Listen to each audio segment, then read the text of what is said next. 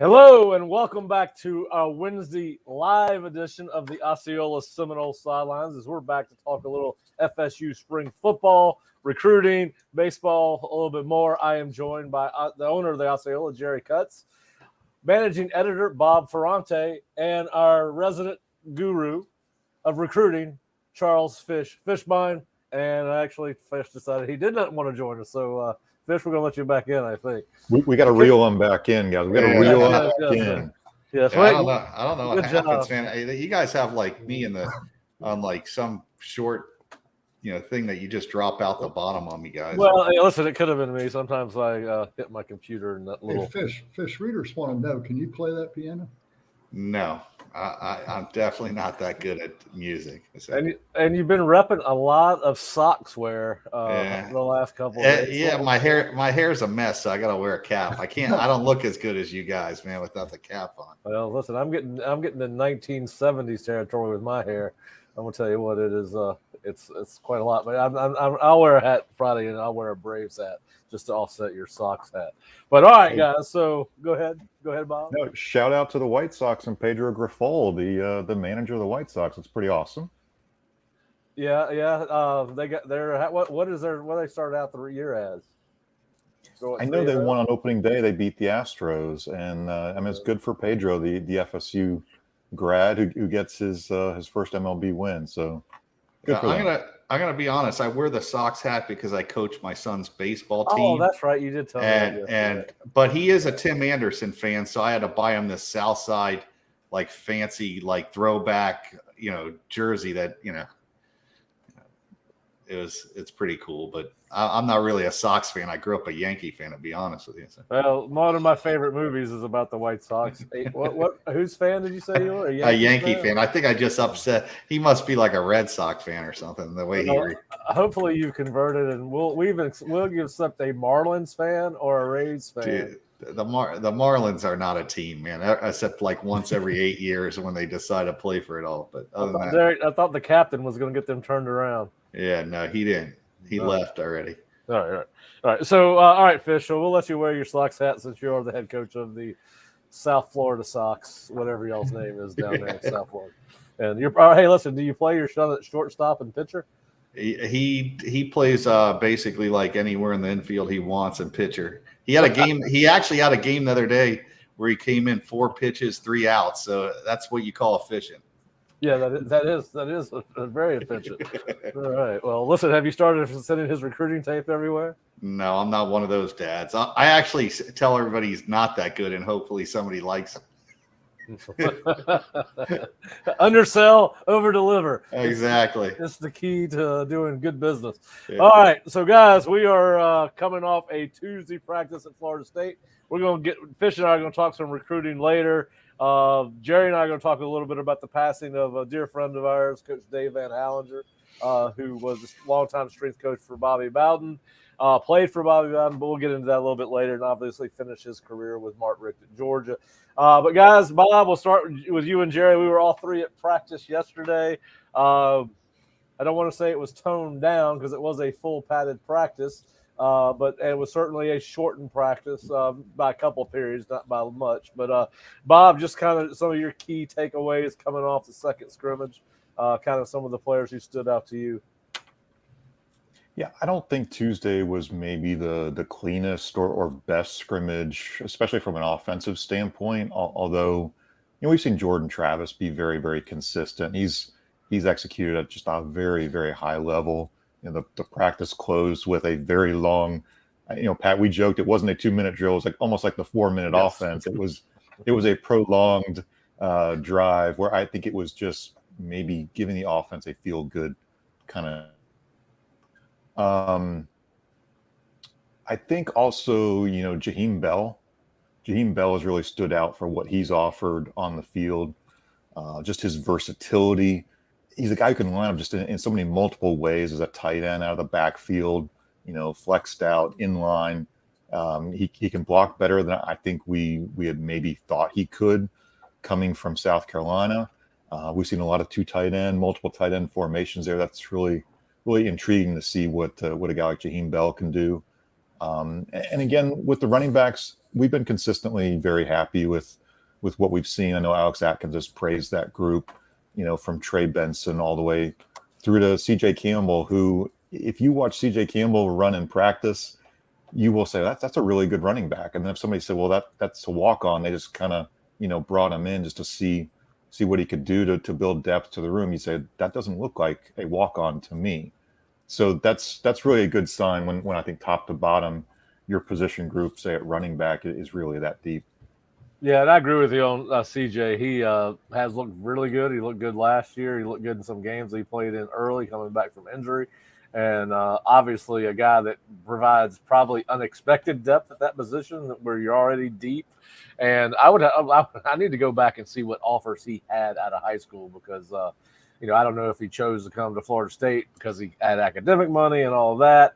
And he always wanted to come to Florida State. I don't know the whole background on his recruitment and how he ended up here, but clearly there were a lot of people that missed on him if they did not offer him because that is a guy that could play Division I football. There's no doubt about that. Of course, I know that in our practice report we notated how far Trey Benson's come in the pass game. Now, obviously they've rotate a lot during the season. You're going to get more catches in practice than you will in most games. But anyway, they did. We talked a little bit about that in our practice report. He had another strong day, and of course, as you said, Jordan Travis had a strong day. Jerry, you were there all day yesterday, checking it out on a beautiful, warm spring Tallahassee day. As we got a chance to watch a little bit of batting practice and football at the same time. So, what were your key takeaways from yesterday's practice? Well, I was going to say that the practice opened in the IPF with the offense scoring at will almost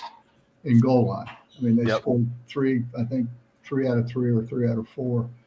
And it was a tremendous start to the day for the offense. And I heard the coaches commenting on that, great start, as they were running off to the next period.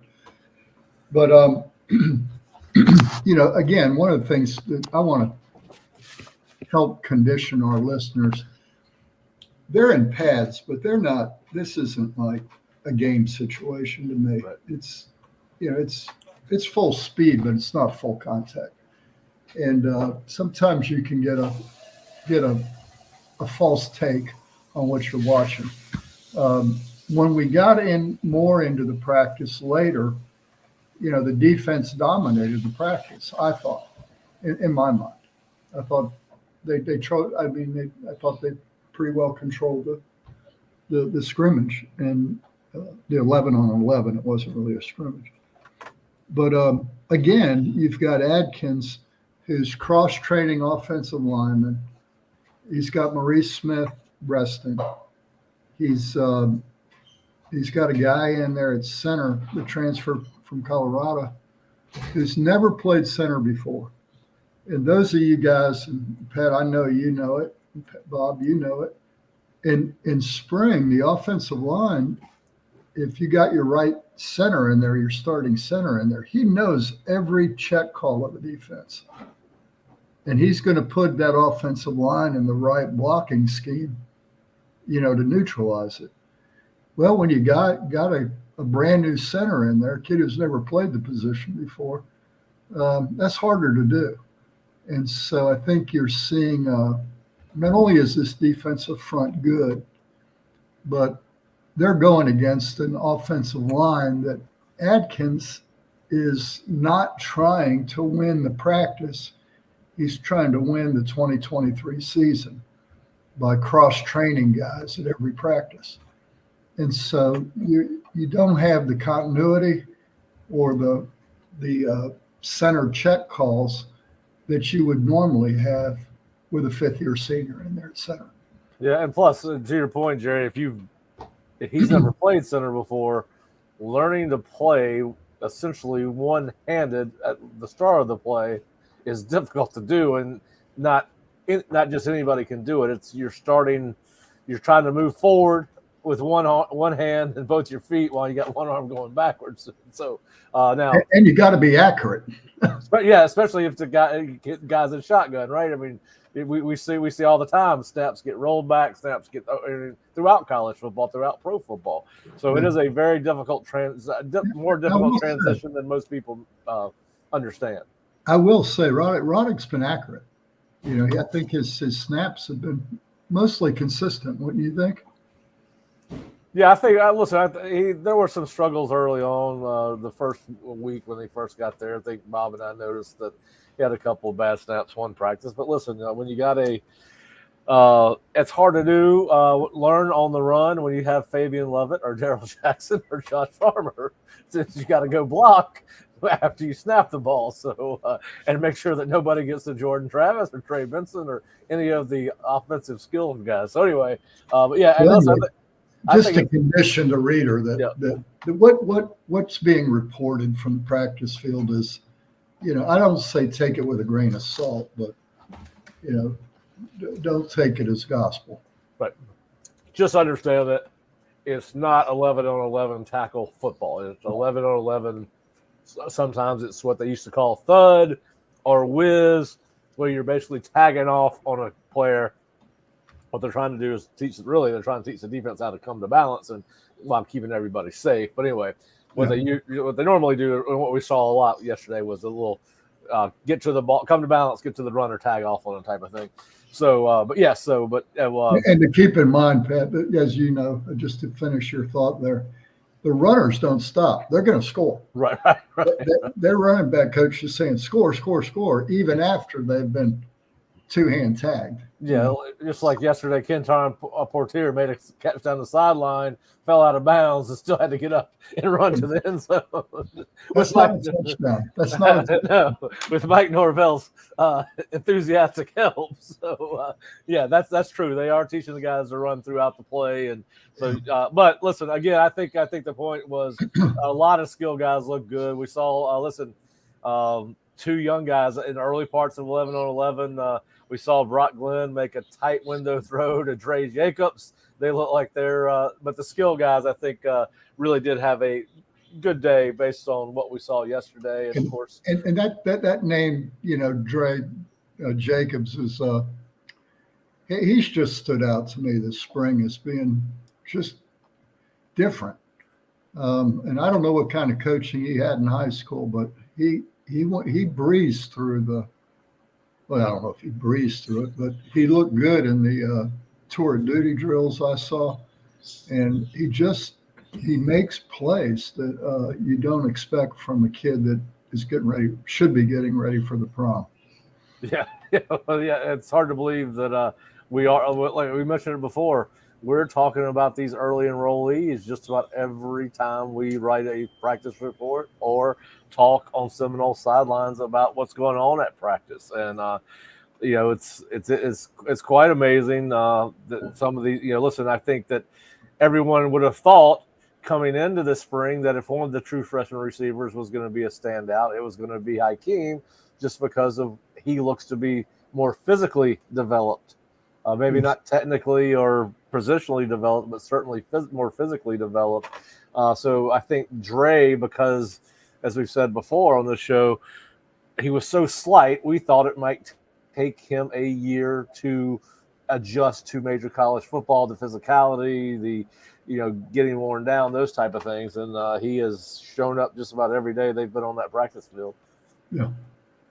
And of course, listen, I thought that looks like, a couple offensive linemen that stood out to me yesterday, particularly in pass protection, was Jeremiah Byers. They go through this basically 2-on-2, 2-on-3 type stunt twist drill where they're passing defensive linemen off. And Jeremiah Byers continues to impress me in that phase of the game. Bless Harris had a good day. And I think we're starting to see, as Jerry said, they're always shuffling guys around. But what we do know is that they are, Mike mentioned after the scrimmage that they went 50 plays with the ones, 40 with the twos. And so my take out on that is they are starting to develop see who they want and see where. Now we're, obviously it's not a lot that we can talk about there. We don't talk about depth chart. Just see who we talk about who we see play where, but not where they are on the depth chart. That's a lot. It was a very complicated set of words to try to say. Apparently, sound like maybe I'd have been the happy hour, but I have not. But anyway, so it was a good practice. Fun to watch them as always. A little bit less physical than we've seen and I think that was by design, right? Coming off of the scrimmage. They're coming off a Saturday scrimmage, and you're getting ready to go into a Thursday practice where the players get 3 days off. So my expectation is that they kind of went a little bit easier than they would have otherwise, because they're probably going to get after each other a little bit on Thursday before they take a 3-day break for the Easter holiday weekend. Bob, you guys were here last year. I believe they had the same exact schedule: Tuesday, Thursday, 3 days off, come back.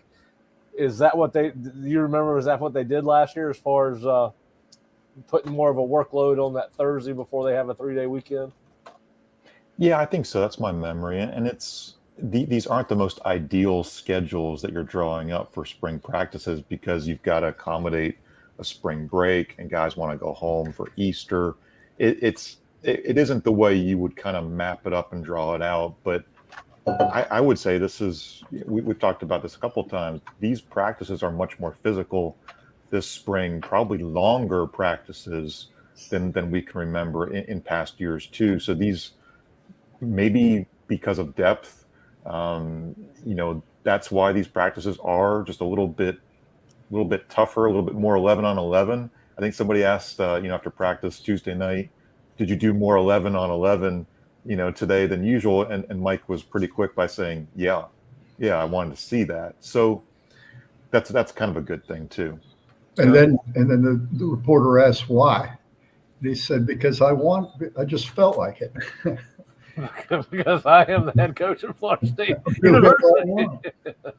He has the opportunity now with this depth. I think that's the underlying statement that he maybe didn't fully underscore too. But yeah, and that's something we had talked about coming in the spring, and something I think one of you guys might have asked Mike in his spring press conference because of the depth. Will you practice more? And that was a question I had certainly, and it turns out that it that's. What I wasn't here last spring, but it certainly seems to be more physical than I remember the last time I saw a spring practice, which I believe was 2021, which we didn't have access to all of them, right? Because it was still COVID. So we got to go to the scrimmages back then, right? Because they were open to the public to try to get some unofficial visits on campus, because they couldn't meet with the kids, so they did want to see the kids to be able to see the stadium and the team practice. So anyway, I think we'll see a more physical. I think we'll see a much more physical practice on Thursday than we did Tuesday before they take a 3-day break. Jerry, now you guys talked to some players and coaches after scrimmage. What was kind of the feel after the? Not after scrimmage, after practice on Tuesday? I'll go first. I interviewed Byron Turner. And my first impression was he was really nervous. It's a kid that hasn't been, I guess, interviewed much. Nice guy. Very. He speaks well. He knows. He's not afraid to interview, but you could tell he hasn't done it much. And so that was, from a human interest standpoint, of intrigue to me. Some of the things we talked about was, his injuries have held him back some. When he got here, he came with an injury. He thought he could play through it. It acted up, so they had to do some surgery on him. And then last year, he was, starting off to have a year and had an injury. And so he's overcoming some injuries. I asked him about what's the biggest challenge for him, where he sees, where does he see his improvement?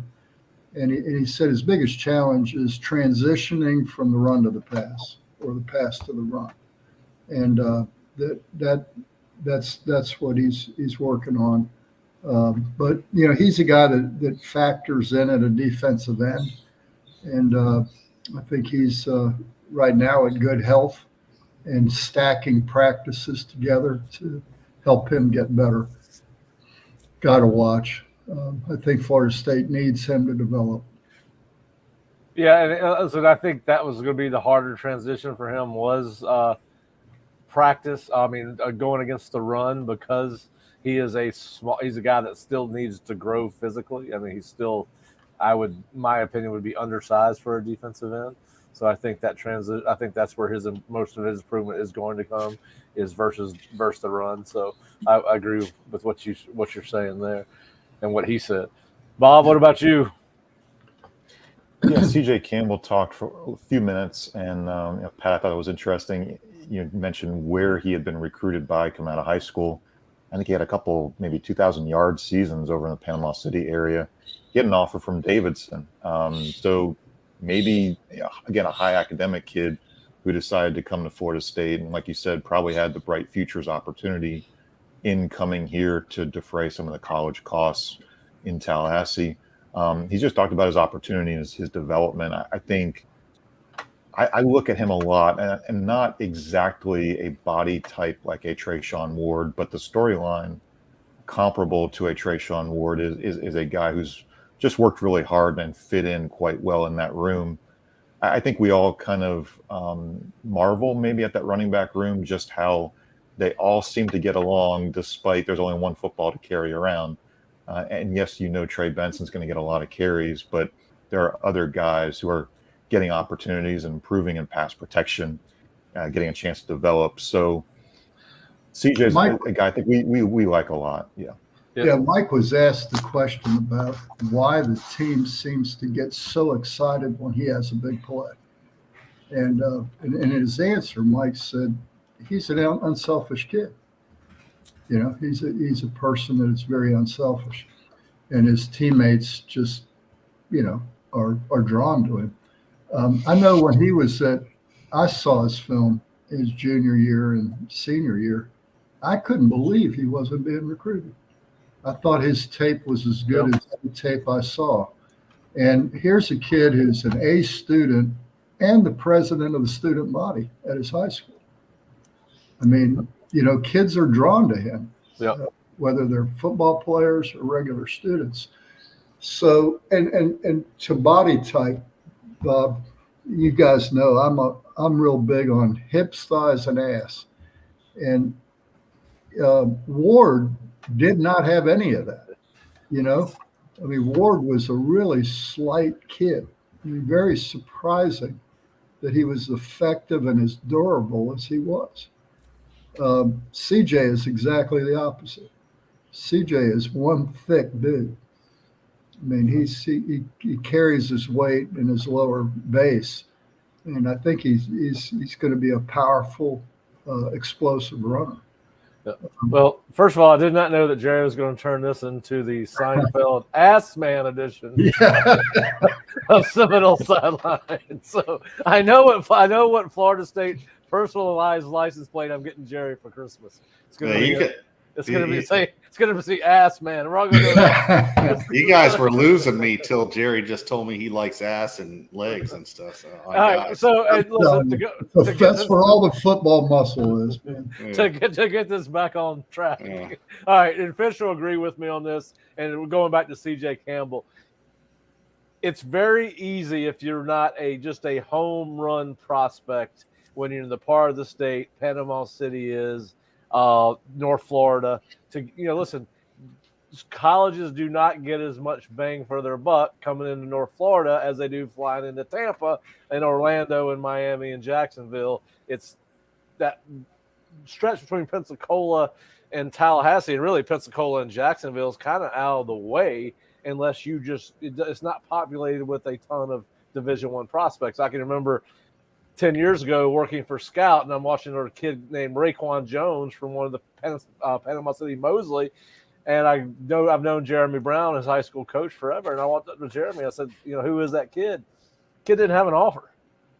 And so I started calling some coaches I know, and next thing you know, he's signing with Indiana, ends up starting for them, was not a great player, but a kid that was definitely and so I do think, and Fish, you can speak to this, it is harder for a kid that is not a bona fide and I hate to use the term 4 or 5 star, but it's not a bona fide, legit.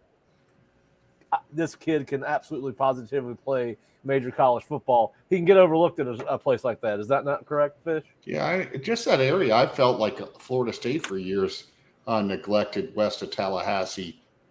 And you look at a Devon Witherspoon who's went to Illinois. He's from Pensacola area. He's going to go in the first round of the draft this year. I've always felt that area, there's a lot of hidden gems. I mean, Clemson got a tight end out of there a couple years ago out of either Niceville or Navarre. So there's top talent. It's spread out. You can't hit a lot of schools. You're going to spend more time than you are. So unless you're one of those schools in the Southeast Conference, like a Mississippi State or Mississippi, maybe a UAB that's in Conference USA, those schools that are close to that area, Mobile and Pensacola are severely under-recruited, and there is a lot of talent there. I think there's guys that you see it all the time. I think there was like 4 or 5 years ago, the Green Bay Packers selected a kid out of Pensacola that had to go JUCO, and he ended up at Arizona State. So there's plenty of talent over there. I think Norvell and his staff has done a lot better job. You see guys, you're seeing more and more guys. You saw last year with Jabril Rawls. Yep. You saw with Darius Washington. They're putting an emphasis on recruiting over there. So I think that as these guys start doing more and getting more exposure, listen, if guys start hitting on a higher rate out of there, schools will start recruiting over there. You start getting guys going to Illinois that are going in the first round, schools are going to start going, wait a second, they're doing it at Illinois. Why can't we do it? So, yeah. Well, you know what? I think that's a perfect time to transition into recruiting, which is going to be a part of this. Got a couple of things, Bob. Oh, well, first of all, Bob, if you want to stay with us for recruiting and Dave and Hallinger, you're more than welcome to. But if you need to go, I do want to ask you the most dreaded question on the show today. What happened at Dick Howser Stadium last night? Florida State extends its losing streak, and it's not getting any easier with Clemson coming in this weekend. I didn't get a chance. I watched batting practice during football practice, but I did not see the game. What's the state of affairs over there? You know, it's tough when you give up a grand slam in the first inning and your starter doesn't make it out of the first. That's maybe not the formula to break a 9-game losing streak. But I thought after that they did relatively well settle in from a 4-0 deficit. It's tough to come back from that when you don't have the lineup that's raking it and your defense is still not supporting the pitching. But unfortunately, you strand the bases loaded in the 9th, and it just can't get that big hit to come through for you. So unfortunately, it is 10 straight losses. I don't know what to expect from Florida State Clemson this weekend. It's always been a good baseball rivalry. It is 2 first-year head coaches held in very high regard in Link Jarrett, coming over from Notre Dame, Eric Bakich coming from Michigan. He's obviously had a lot of success up there. I think they know each other pretty well. I think they know their tendencies. Jimmy Bellinger, the old Florida State pitching coach, is Clemson's pitching coach. So some familiar faces to everybody. And it should be a really good 3-game series, again, Thursday, Friday, Saturday, because they don't want to play on the Easter holiday on Sunday. Yeah, well, it's going to be a nice weekend. It's beautiful. Well, it's supposed to be beautiful weather.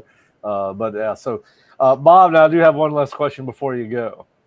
Are you going? And speaking of recruiting, are you going to miss me on Saturday? Just a little bit. The camping chair has made it so I don't have to sit on the bench out there. But I think you'll enjoy the Masters, and I might enjoy the sofa. So yes. You think Chris Neal will miss me on Saturday? All right. Well, I will miss everybody on Saturday, but I would like to take a second to thank Mike Norvell for allowing us, as far as we know, not to have to get down there to cover recruiting, because right now we do not think they're going to have any unofficial visits this weekend because they're releasing the players, and I'm pretty sure the staff's got off. But anyway, yeah, Bob, I will miss you guys on Saturday. I will somehow manage. What it's going to be disappointing? The Masters has got some bad weather coming this way. It could get rained out on Saturday. I don't know what I'm going to do. I might just go down and sit at the Moore Center just for the hell of it. No. Stay away. See who shows up. Yeah. All right, Bob. Well, thanks for joining us.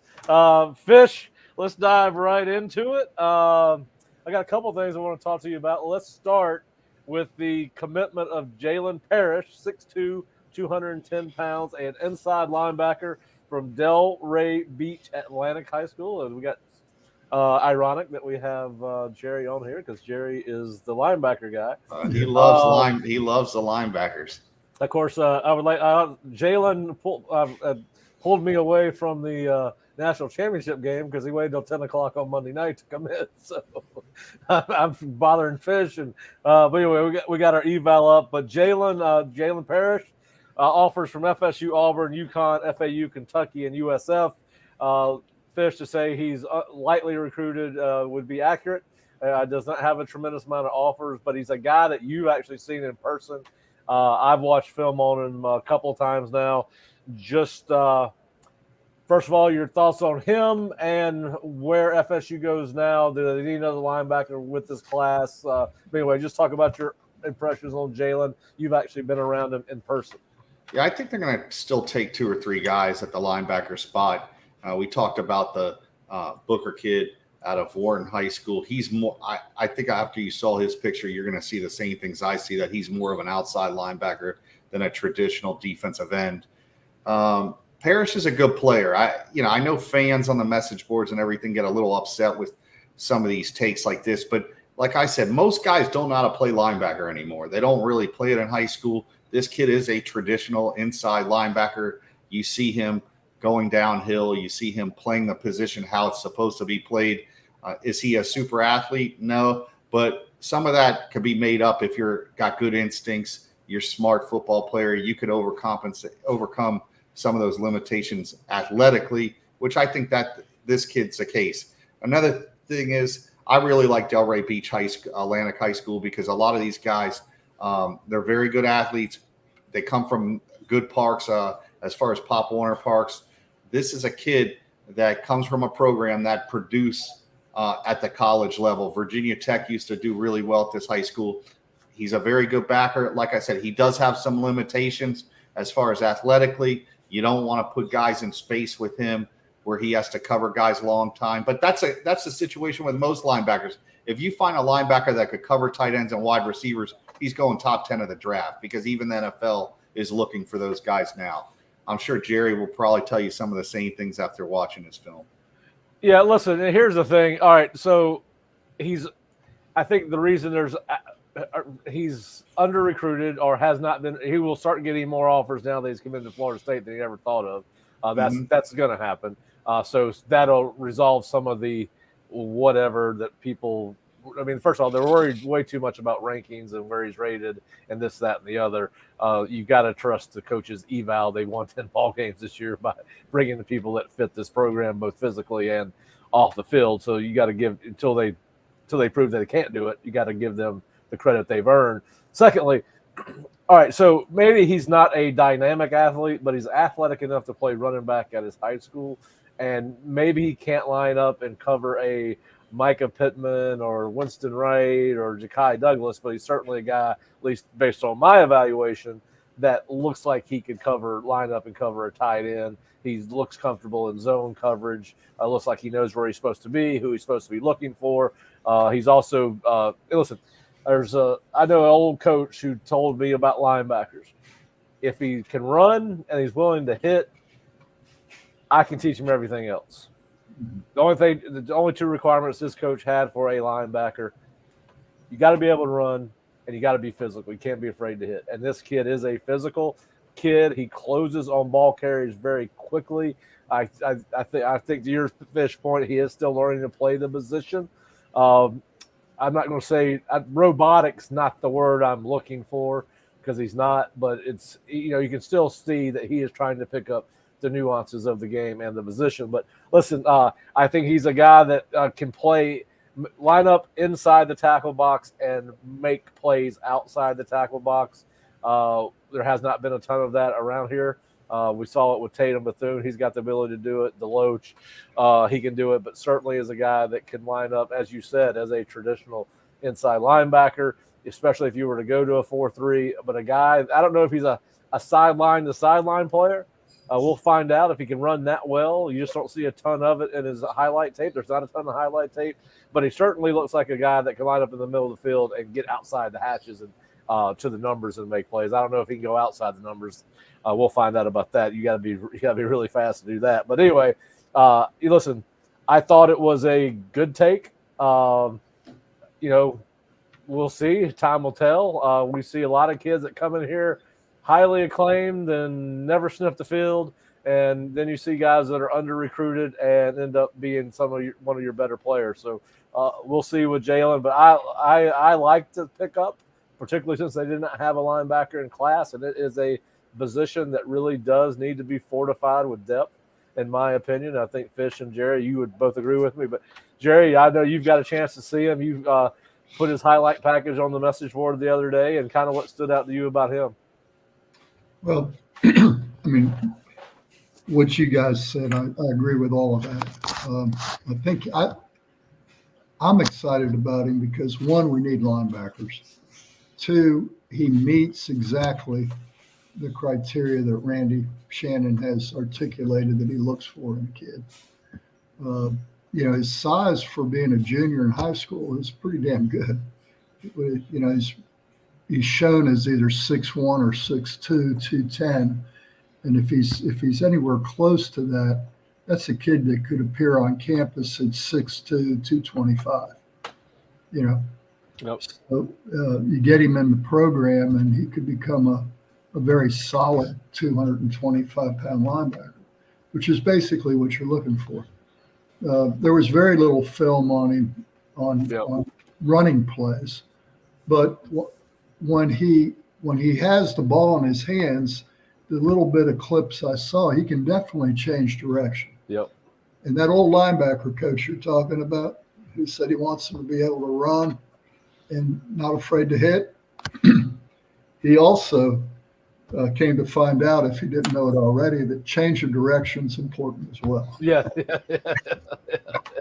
Because we saw some linebackers who, when the ball went to the sidelines, you could see the whole Florida State bench clearing because, it was like a bowling ball that couldn't stop. Yeah, I know a couple of those guys you're talking about. Yeah, we've had a couple of them. Yes. And so, I see a kid who's got enough athleticism to be an inside linebacker. But is he a Marvin Jones or that ilk? Probably not. But he's a lot better than what we've been signing. Yep. And I don't mean I'm talking about we had some years where we didn't sign anybody. Very lean. And the other thing is he's a Florida kid. He's as Fish said, he's out of an area that produces some good players, so we need to be recruited. So I'm pleased, and the more of these kind of kids you can sign at the linebacker position, obviously the deeper you become. Well, and here's what I like about it, and like I said, time will tell if whether he turns out to be a good player or not a player. But listen, what we tend to forget is we see what I like about it is they're offering as he's going into his senior year. We see a lot of kids get offered early in their junior year. They commit for whatever reason. Maybe a kid that hasn't been recruited but develops more than that kid, the junior that got offered. This kid may take strides as a senior that the kid that's committed as a junior does not take. Sometimes it takes kids longer to develop. We're seeing that FSU is offering offensive linemen that have been under-recruited through their junior year. Now you got a guy like Ty Hilton that's got a FSU offer. More programs have come in here. We saw the same thing with Derek Plaz. Derek was growing into his body as a junior, has gained about 40 pounds since probably not 40, but probably about 30 pounds since the start of his junior season. Florida State offered him last week, and sometimes I think you're just better off to have that patience and not get so in a hurry to over-evaluate a kid who's still not done developing, and some kids do take that next biggest step. but going from their junior to senior year. So, listen, I don't see anything wrong with the signing, and I wish more colleges would play the little. I know it's hard. I know the recruiting cycle's moved up. Once other people start getting commits, you feel like you've got to get the commits. You feel like you were going. If you don't sign a guy that showed his potential as a junior, you're going to get passed by as a program. I'm not sure that's always right. I think that you need to kind of, if you can play the slow game in recruiting, sometimes that's better. But anyway, Fish, the one guy that we did not get to talk about last week that I want to talk to you about was the decommitment of Keyshawn Mashburn. I know that you had put on the message board that you think that Florida State could possibly find their way back to Keyshawn. I don't know that I mean, I know it's not out of the realm of possibility. I don't know if I agree with that, but just your thoughts on his decommitment and why you think they could end up going. Well, I mean, one, you don't know what type of season you have. If they underachieve, all of a sudden, guys that you thought you had a shot, it may be someone that just has a great senior year, and then all of a sudden schools start recruiting him again. He's a defensive tackle. They're unicorns. I mean, I have coaches always calling me, hey, do you have a left tackle and do you have defensive tackles? They're not calling me about wide receivers very often. I mean, if you could find guys that are interior guys, we don't know what this kid's going to look like. I mean, his junior film was not I thought he was good enough to be a Power 5 kid. Are there guys that are better than him? Sure there are, but I would never count out that they may not come back on him. Yeah, they parted ways, but you just don't know how that kid's going to develop. You look at the two kids that are on FSU's roster right now from Gadsden High School, or one of them went to Maryland. They never even recruited him out of high school. And to be honest, Daryl Jackson. And you look at the other kid that came from the same high school. Daryl Jackson was a lesser of the recruited guys, smaller, and then all of a sudden he goes to Maryland and he's blown by the kid that's at Florida State and is going to start this year. So you just don't know what's going to happen with these guys physically, especially linemen. They can improve so much in 1 year. He could have 3 or 4 good games at the beginning of the year. Some of the guys Florida State wanted at the D tackle position all of a sudden choose other schools, and you're in a position where guys are coming off the board and you're like, you know what, let's go back on them. So I'm not saying it's going to happen. I'm just saying it wouldn't shock me to see them go back on this kid. You're right. People do circle back. You're right. It's a process. That's why they call it a process. But yeah, listen, I hope it works out however it played out. I hope it works out best for both parties. And if it's best for Keyshawn and Florida State for him to be back in Tallahassee next fall, that's great. But, obviously, I know there was a lot of back and forth on the message boards about why decommitments happen. And listen, they happen on both sides. They happen from the players decommitting for on the field and off the field reasons, and schools choose to quit recruiting players for the same reasons. We'll find out how this shakes out, but there was a lot of back and forth on the board about, why would you let him decommit? Why did he decommit? But it happens from both the school standpoint and prospects. We've seen it's happened as long as recruiting has existed. Like you said, they could work their way back to him. Let's move on to someone that we know they are actively recruiting that was on campus yesterday, and that is 5-star safety KJ Bolden. I don't know if you got to read any of his he's been on campus several times, Fish. I don't know if you got to read the interview we had on KJ this morning on the Osceola, but just your thoughts on the importance of getting him on campus again, because I know you're a big proponent of, hey, you got to get him on campus at least 3 times. By KJ's count, he believes this is his 3rd time. But he was here for 2 days, got a chance to meet individually with Adam Fuller and Patrick Sertan and Mike Norvell, had his mother here, got a tremendous amount of he's got offers everywhere, you name it, Alabama, Auburn. I know he's already got one official visit set up to Ohio State. He's still waiting to make a decision on the 4 others, but just your thoughts on KJ. I mean, KJ is an elite player, but Florida State has a lot of sell. They have a great history of safeties. Jerry's seen a lot more of them than I have, but they've had a lot of great ones from Derwin to Butler. to, all the guys, Carlos played there before he played running back, but they've had a ton of safeties that have had a lot of success at Florida State.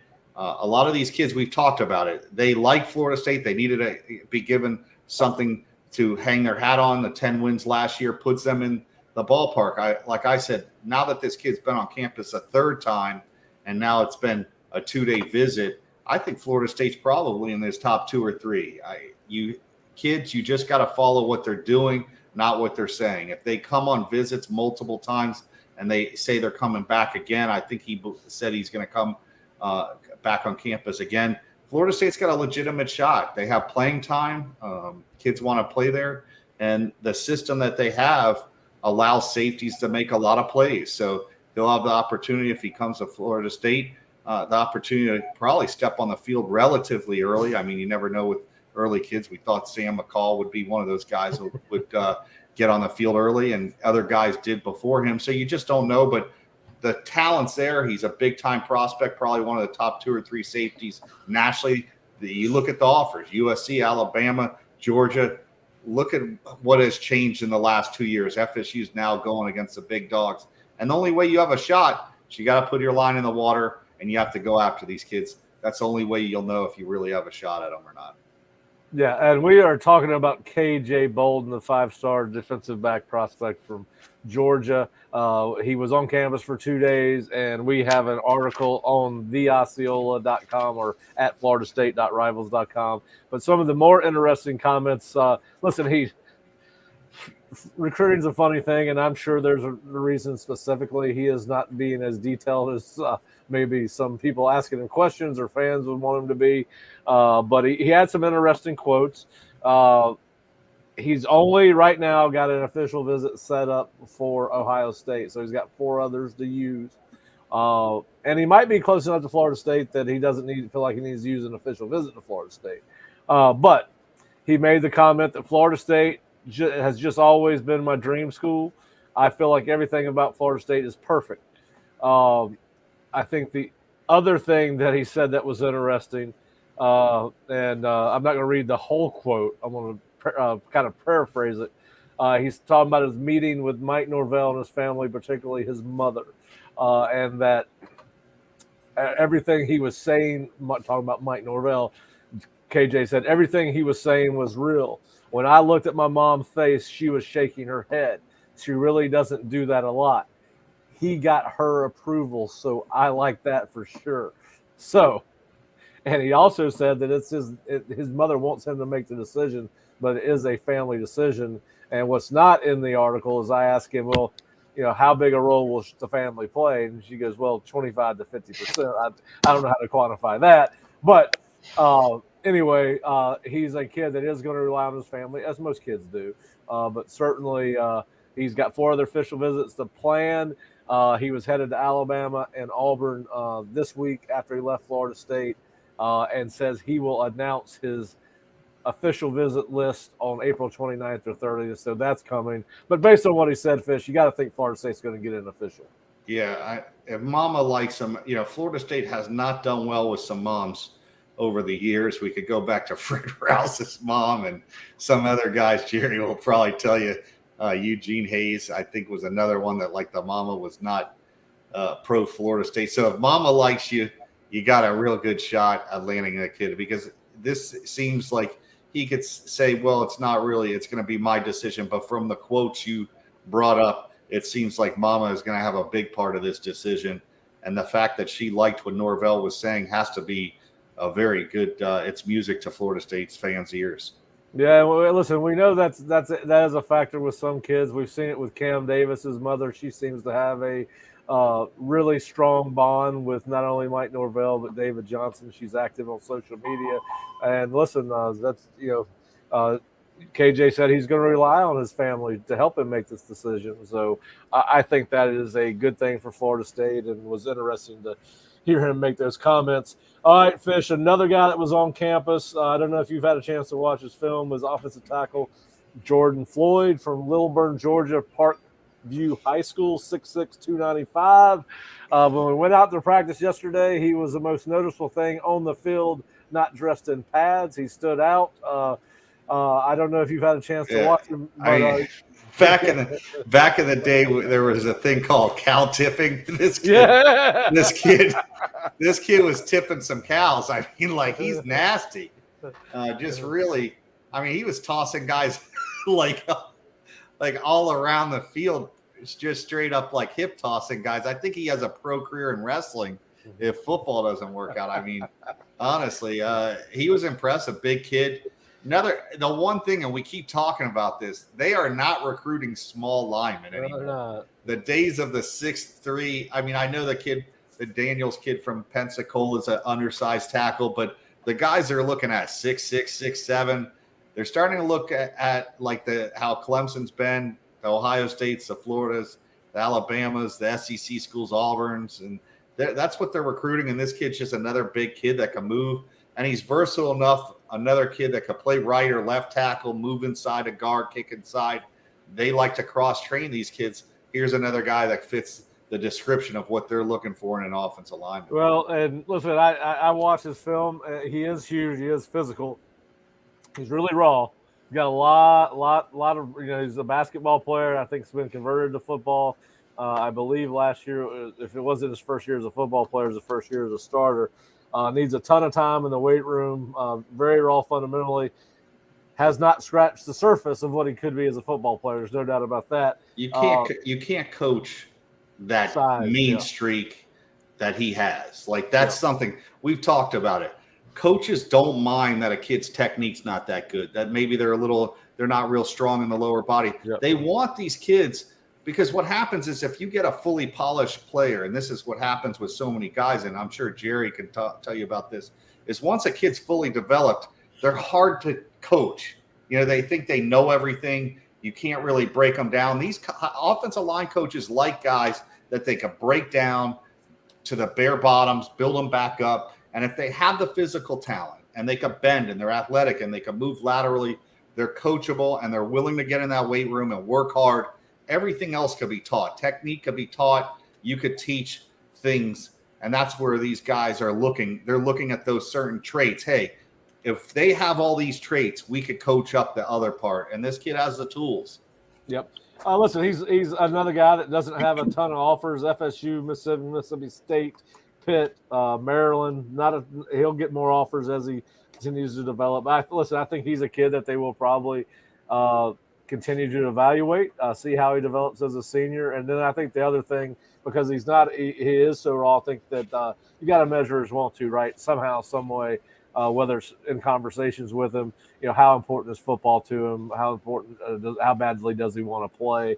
But listen, you understand after seeing him on the foot, why they're interested in him. And again, to your point, he doesn't have any bad habits because he hasn't played very long. He is a raw piece of clay that Alex Atkins can certainly mold. But kind of reminds me a little bit of Rod Orr, maybe another kid that played basketball, really athletic, really long. So we'll see how it goes. But anyway, you certainly noticed him at practice yesterday, and he is a huge kid. It looks like he's even gotten bigger since the end of his senior year based on the film I saw and seeing him in person. Then, of course, the last piece on recruiting fish, FSU offered a JUCO corner, and I'm going to screw up the name. I'm going to say Zion Lally. He plays at the College of San Mateo Junior College. They've offered a lot of cornerbacks in this class. So I was a little bit surprised when I saw they offered a junior college quarterback last night. I throw on the film this morning, and he might be one of the favorite cornerbacks that they're actually recruiting. The kid is long at 6'2", about 180. Boy, can he flip his hips and run. He's extremely fast. I think we've talked a little bit about this off camera. 10.8 in the 100 meters, runs a 400. Very comfortable and physical playing press man coverage. Looked to have good ball skills. I really like the offer. He's got USC, BYU, Utah, several others. What did you think of Sione Lau Lee? Yeah, when it comes to JUCO guys, I usually lean on a good friend of mine that covers this. Also has a recruiting service which he sells to the universities. He had this kid as a number 1 corner in junior college next year. Said that the league that they play in California, I think the Jayhawk League, which is the Kansas JUCOs, he considers that the best. This kid's in kind of that same type of league, big, physical. Pretty much just plays man coverage from my understanding, hasn't played a lot of any other coverage, but he's a lockdown kid, feels that the kid can basically step in day one and contribute. So I think from everything that I've heard and the person I lean on, this kid would be a big time get for them, especially at the corner spot. And we talked about this. Randy likes big, long, athletic corners. You're going to see less and less of the 5'8", 5'9" guys as long as he's there and has his input. He likes guys that are 6 feet and above, and this kid fits the bill. Randy never saw Little Buddy play. I think Jerry probably knows who I'm talking about. Clifton Abraham. That's right, Little Buddy Little Buddy can play. But yeah, listen, I like the offer. I hope they can get in on him, because I agree with your guys' evaluation. You don't see guys that can run like that, flip their hips like that, have that kind of length, and straight line speed on top of all that. But anyway, I was very impressed with this film. It was fun to watch this morning. Another good offer out. We'll see how it goes. Like, you got to get them all the way across country, and there's a lot of good schools between here and there. So we'll see how it goes. And you can guarantee that the offers from USC and Florida State have come this week. I would only imagine that if you followed his Twitter account the next 2 days, he's probably going to double the number of offers he has, which is about 8 right now. And then you said he was an excellent student on top of all that. So 3.9 GPA. He's a December grad, so he's going to be able to come in. That's huge for these JUCO kids. That he could come in January, be part of a spring practice. These are the type of players that guys are looking for now. So after I saw his film, I was hoping maybe he could come out in May of this year. But I did some research, and I got the same information that you got, that he is a December guy. All right, Fish. Well, we appreciate you joining us. If you want to hang on with us, you're more than welcome. But Bob, I think you're coming back with us, I believe. Is that correct, Bob? It was great talking to you guys today. All right, Fish. Hey, next week, new hat. All right, no problem. What do I got to wear? Braves. All right. Not Yankees. All right. Go Yankees. Bye. All right. Well, bringing Bob back in, got Jerry here. Jerry, there's some times we have to talk about things that are not as positive and as we want them to be. But we all lost a dear friend earlier this week on Sunday. Former FSU strength and conditioning coach Dave Van Hallinger passed away in Texas. A little bit of a surprise to everybody. I believe he was either 68 or 69 years old. I've known Dave Van Hallinger since I was 15 years old. One of the first people I met when I moved to Tallahassee.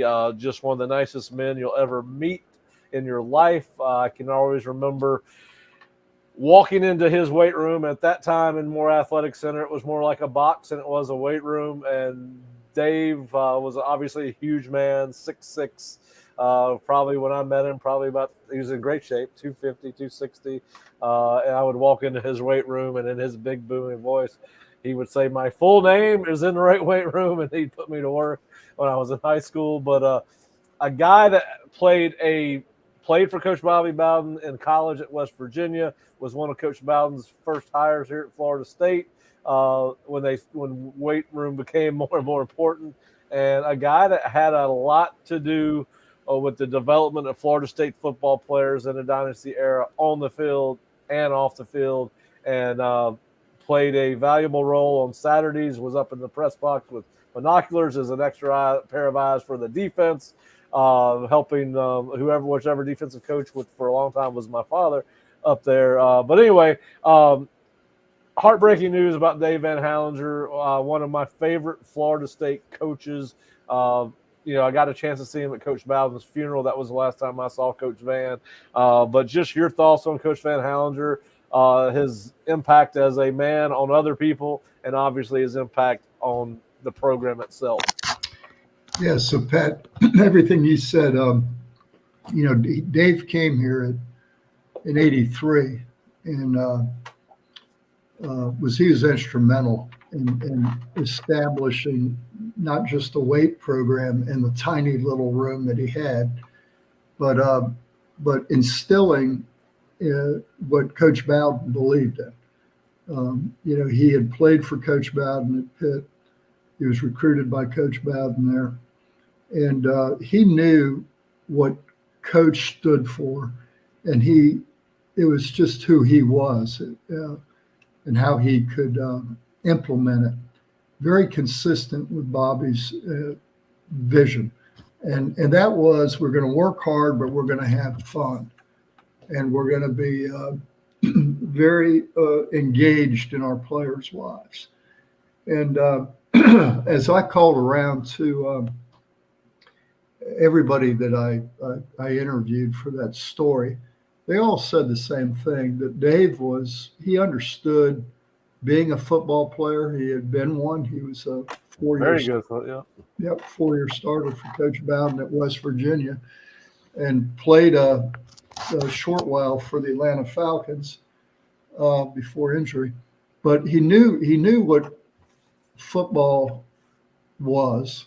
He knew what it required, and he had some knowledge of strength and conditioning, but in 1983 there wasn't a lot of that.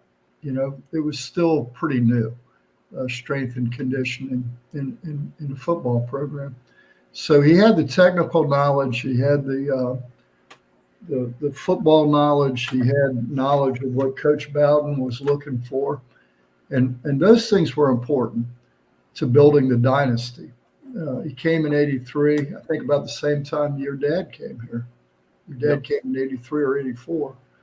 After '84 season, yep. Yeah, and so David had only been here a year or two before Wally got here. But we got stronger as under Dave.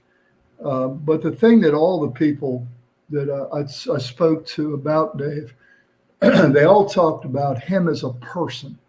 And that, he was a guy that when your position coach was down on you, yep, and if you were ready to go home, that you could go speak to him. And he was always available, always accessible. I talked to Clint Purvis for about a half an hour yesterday before practice. And by the way, Clint is going through a procedure today, so everybody keep Clint in your prayers. Clint called, who was our team chaplain for years, called Dave his best friend. And they were roommates on the road when we traveled. And he talked about that Dave had a really fundamental love of people, and that he had a faith-based life, but that he was always a lover of the players, and tried to be extremely involved in their lives. So, yeah, I think that was the key to Dave. And the thing I think that you have to understand for the younger fans who maybe don't, or maybe even for some of us older guys, he was here all the way through the dynasty. And he got here in '83. The dynasty started partly because of his work in the strength room. And not only his work in the weight room, but his results in the weight room encouraged recruits to come here, right? Yep. And you talked to one of those guys that he totally rebuilt from the time he got here and had a huge impact on his life. He chose to follow Dave into what Todd Stroud. You talk about the work that he rebuild. When Todd got here, I remember Todd was the short, fat kid. Really. Yes, he was. I've seen the freshman picture. He was. You wouldn't have recruited him, honestly. No. I mean, but he just totally transformed his body. Very dedicated to the weight room, and Todd had wonderful things to say about Dave. Of course, Todd is the defensive line coach at the University of Miami right now. So he knows of what he speaks, and he was a strength coach at Florida State for a short while before going back into position coaching. But what I was going to say is Dave was instrumental in starting the dynasty in '87, but he coached all the way through the 2000 season. And honestly, Clint told me this yesterday, he had no intentions of ever leaving Florida State until Mark Richt got that Georgia job. And Mark came to him very much like Brad came to your dad when Brad moved to South Carolina and recruited Dave and said, Dave, I can't do it without you. I need you, Yeah. And Clint said that, Dave was taken back by it. He had no intentions of ever leaving Florida State. But Mark, who had gone through a Christian conversion after Pablo's death, Dave Van Hallinger was his mentor as a Christian brother, Yep. And so they were very close. And so, I'm sure Dave prayed on it, but it didn't look like Florida State really needed us, and Mark did. And so he went with Mark to Georgia, and they had really good success at Georgia. I think he was there through the 15th season, if I'm not mistaken. The last couple of years, he was a player welfare. Yeah. Not a strength coach anymore. But, Dave was very instrumental in our dynasty run and in Mark's success. Yeah, the thing that stood out to me about him, and of course, most of my memories of him are as a young, teenager in my 20s. First of all, he always made you feel like you were the most important person in the room. There's that be where your feet are type thing. Right. We all talk about it. We all want to do it, but we all don't do it. Dave Van Hallinger was the guy that was where his feet were planted. And I don't care whether it was me walking into his weight room as a 16-year-old high school player. He always had time for me. Anytime he always had. It was not always about what your workout was going to be. It was about how your day was going. How's your transition to Tallahassee going? Those kind of things. He took a personal interest in everyone that he came across. And I know in part of your article that you have in remembering the FSU family, you remember Don Acosta, who and I don't believe Don played football, if I'm not mistaken, but he was working in the athletic department, and I know that he was a guy that has a fond feeling for Dave as well. Well, yeah, Don was struggling his freshman year, and his parents told him, he needed a counselor. So he went to a counselor, and the counselor said, I know this guy. He's really a good guy. You need to meet him, and he's the strength coach at Florida State. And he went and worked for Dave as a volunteer, and, about went into the profession. Most of the guys on that strength staff did go into the profession. Don's a financial advisor today. Yeah. So. Yeah. Well, listen, Don and I were fraternity brothers, so some of our struggle may have been that we were in a fraternity. So that might have helped both of us out. Get away from that. Bob, maybe you should have worked for Dave in the strength room a little more, Pat. We all could have used that. There's no doubt there's evidence of that now. Bob, just your thoughts on Coach Van and what your memories are of him. I'm sure you got to spend some time around him. Yeah, I spent some time here and there, but most of my years were as an editor, back at the old Tallahassee Democrat. And I do remember Steve Ellis would walk in very excited when he had sheets of paper. I believe, Jerry, correct me if I'm wrong, I believe they were handwritten in pen numbers from various players. So this takes you back to, this was not you're getting a printout with all these numbers that were typed into an Excel spreadsheet. This is but you got to see. Yeah. So there were strength test results. Yeah. Is what Bob's talking about. And when Dave got here, I can remember Steve was working for the Osceola at that time. And they would do this strength testing, and we were allowed to come in there and cover it.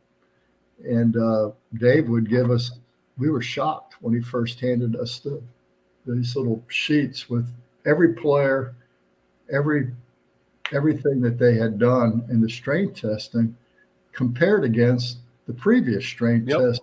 So in the fall, you got fall results, but it showed you what they had tested in the spring. And he did it for, a lot of reasons, but I think one is that it motivated the players. They didn't want to see those strength numbers. Well, first of all, they wanted to be the strongest guy in their segment. But they also, from spring when they tested to fall when they tested, they wanted to have an increase in strength, between the testing periods. So it was a great motivation to keep everybody working hard, but it was a reward for the guys who did improve their numbers. And man, that was competitive. Pat, you were probably in there sometimes during those testing periods. Guys really got after it to try to make those numbers big. Now, I can tell you that's probably the thing that our listeners who are old Osceola subscribers, they may miss that more than anything else. Well, I was getting ready to say it was always one of my favorite things that came out in the Osceola every year, especially before I got to Tallahassee when my father had just taken the job. And I think I've told you this before, my only connection, there was no internet. There was no learning about Florida State from my father. He was half the country away, or more than that, 3/4 of the country away. There was one telephone call a day. Typically, if I was at home, I got to talk to him. If I wasn't, I didn't. So I learned about Florida State football from the Osceola. I read it he sent it to me every week. But anyway, that was always when I can remember when I started working for you. It was one of my favorite articles to work on because you would let me to do the data entry. I'd write it up, and so. But I listen. I wish we lived in that same simpler time where, but you're right. He did use it as a motivational tool, just like coaches in college football programs used to use the two deep as a motivational tool. There were no oars in 1988 on a two deep, but and I think it would work today.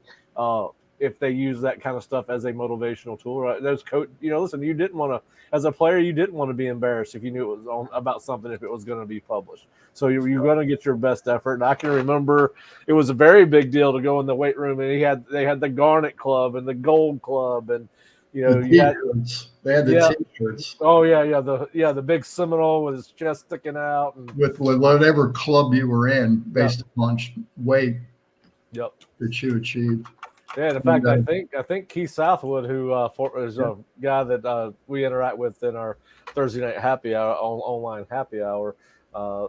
He was probably I know he was in the 600-pound squat club. I don't know what they called it, but yes, you had all those boys. I'm sure they still do in weight rooms. I'm sure they still have they used to have the Victors Club. If you played winning football that particular week, you got a Victors Club T-shirt, all that. But yes, that was always I didn't back then. It was just normal, right? I mean, if Josh Storms was to give us that information today, I think we'd all three pass out. Yeah, from shock. Well, I don't know if it's Privacy Act and HIPAA and exactly what it is, but what they do and listen, let's be honest. Bench press and squat and all that, I don't know how much of it really translates into football. No. What really translates is the work you put in together as a team. Yeah. And that's not measured in, well, I think it is measured to an extent when you see the whole team getting stronger. That tells you that everybody's working hard.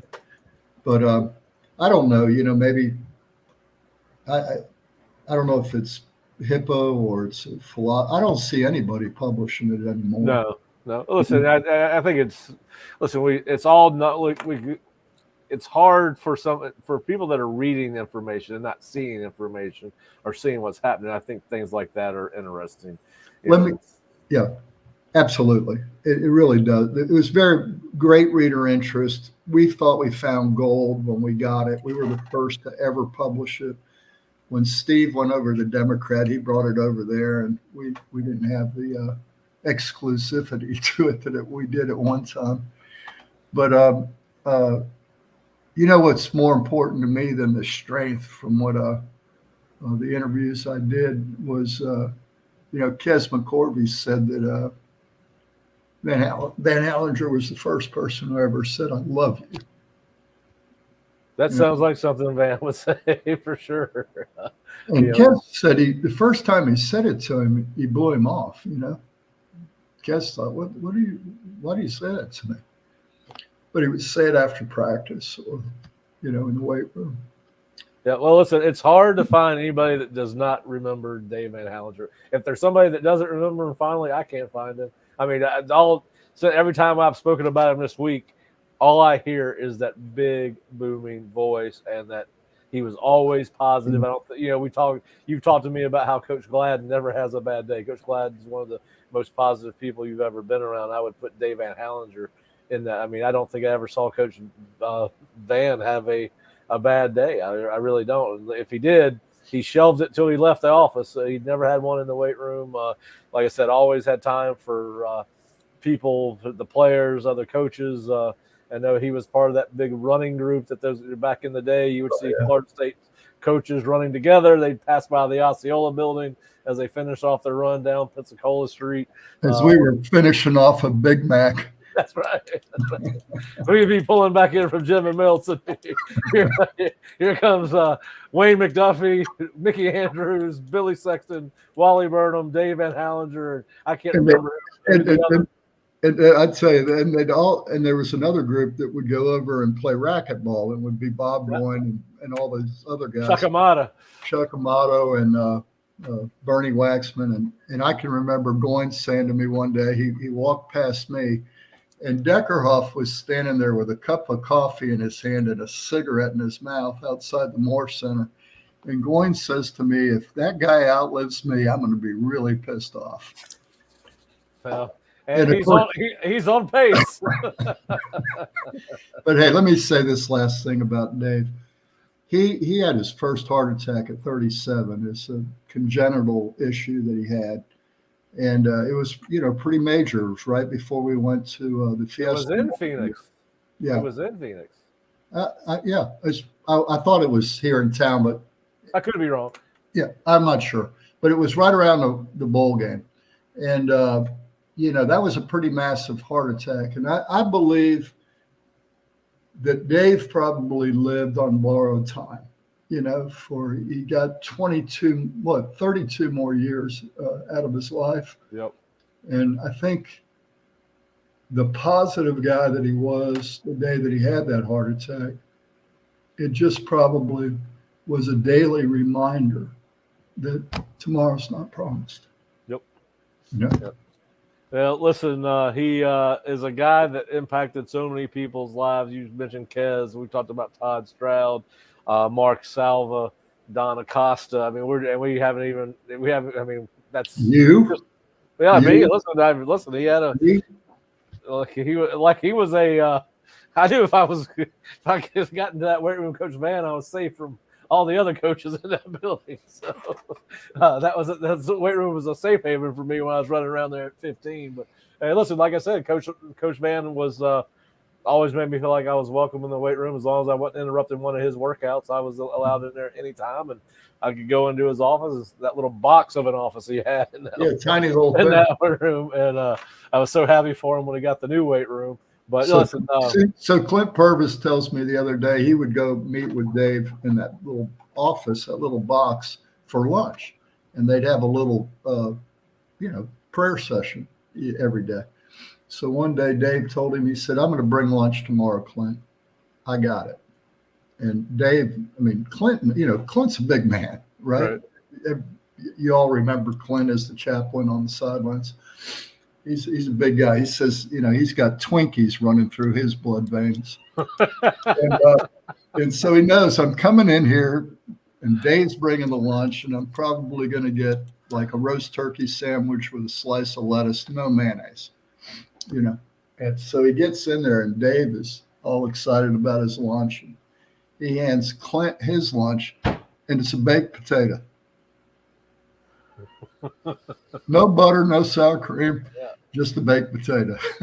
Well, listen. I think the funny thing about that story is Dave Van Hallinger could say that he had Twinkies running through his blood, and it would not be said with any malice. It would be said in such a way that it was you understood that it was said out of love, and that it was like he was talking like you're talking to your little brother, right, or to your big brother. You can say things and Dave just had a very easy way of being able to give people a hard time, but I think that's exactly what the baked potato was for Clint. It was a message. right, and and listen, I think he did it. He said those things out of love, right? And cared about Clint and wanted Clint to be healthy, best friend, right? All those things. So listen, but the way the way Dave made fun of people in that way, or not making fun, but he had a way of saying things like that where you would not take it personally, right? Right.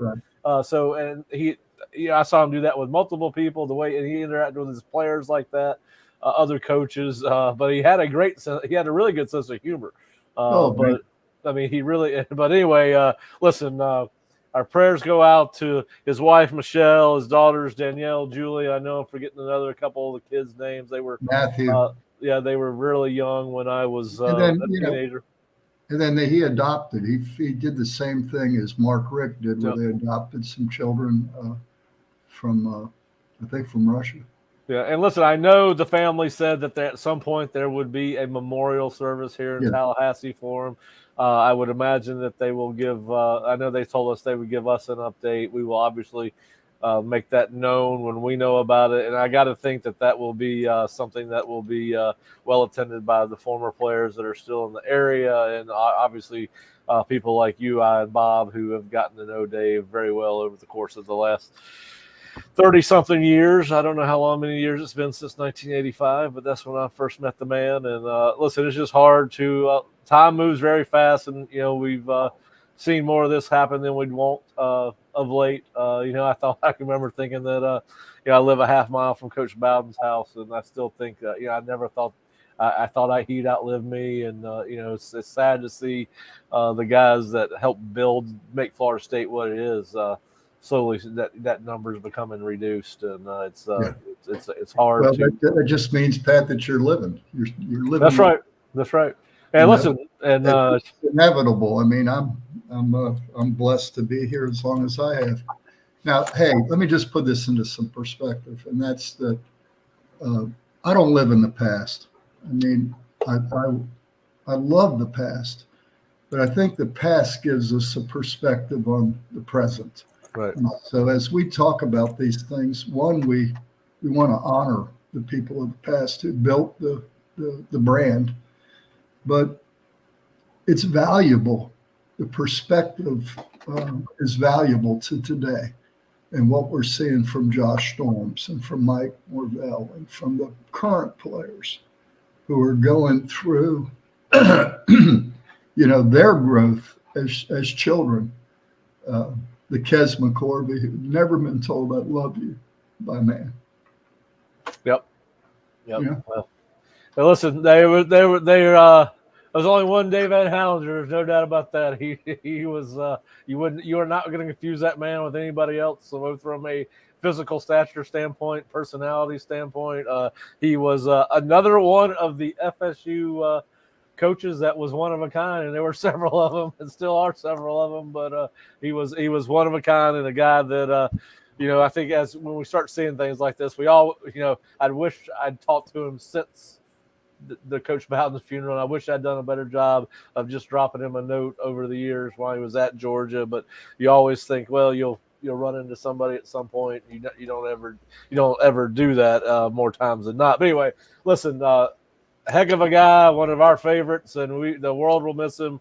We pray for his family, as we know they're going through an unbelievably tough time. As you can tell, it's touched Jerry, it's touched me, it's touched all the former players that he talked to. So you can only imagine the impact this is having on his family. But we will notify everyone when we know more about the memorial service that will take place in Tallahassee, when, where, and who will be there. So, guys, I hate to end on a sad note, but we will be back on Friday with more news on Florida State football. We'll have a Thursday baseball game out of the way against Clemson. I think it's the 6 o'clock first pitch, if I'm not mistaken, Bob.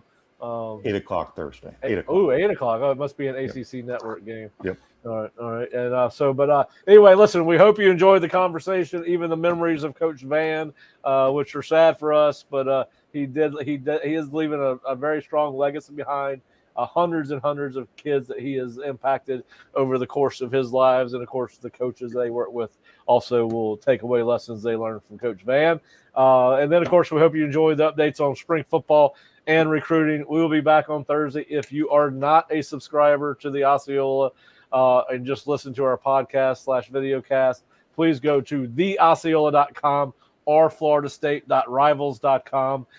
We've got a ton of information, practice reports, recruiting reports, article on KJ Bolden, who was just here for 2 days, evaluation of Jaylen Parrish, who just committed to Florida State, baseball news, softball news, and, of course, Jerry's got his tribute and the former players' tribute to Dave as we got the news on Sunday. But we will be back on Friday with another 12:30 live show as the schedule stands now. And Bob and Jerry, I want to thank you guys for joining us today and talk with Fish and I. And, of course, I want to thank our listeners, viewers, and, of course, our subscribers.